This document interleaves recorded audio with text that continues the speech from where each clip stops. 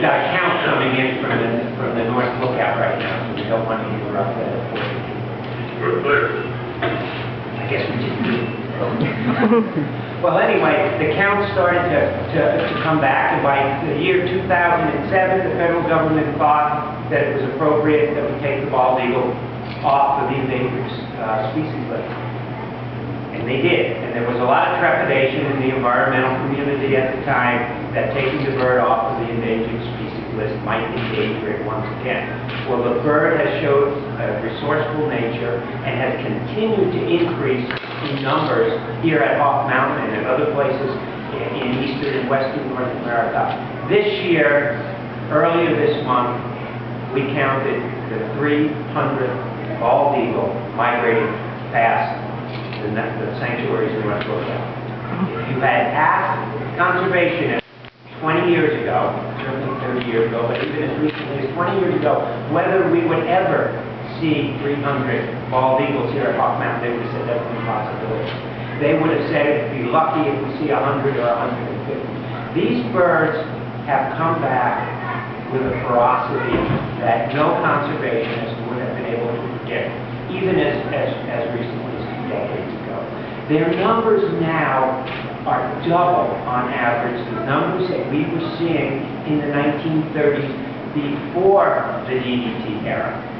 So the recovery that we're watching right now, that we are witnessing in 2010, is a double recovery. It's a recovery not only from the pesticide era lows of the 1960s and 1970s, but it's a recovery from direct persecution, the very human threat that rose to the edge, actually found in Hawk Mountain in 1934 because of that.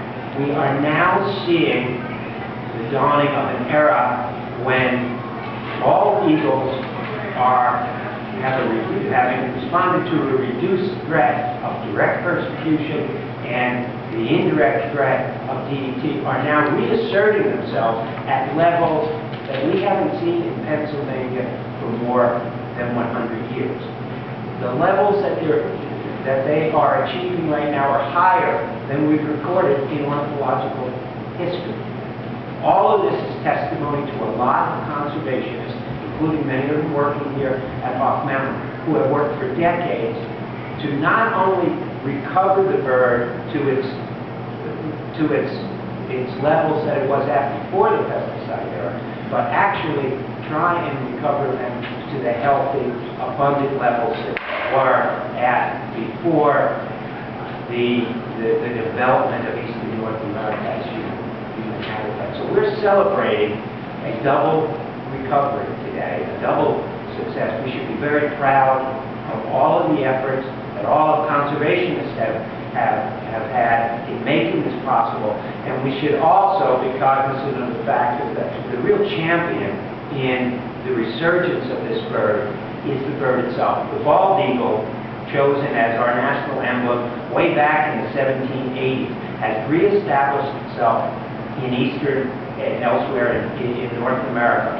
All it really needed was for people to put the guns down, people to put the guns away, and for us to clean up our lakes, rivers, and streams and provide them with adequate nesting habitat. This is a story that can be and that should be repeated for other species of birds, whether they be predatory birds or songbirds. It's a recovery effort that stands, I think, as really strong testimony to the fact that when conservationists get on the job, when scientists provide the necessary information concerning the threats that are threatening our national bird in this case and other species of birds in other cases, we can and we should and we must make a difference. So I want to thank all of you for being here today. I'll turn the podium back over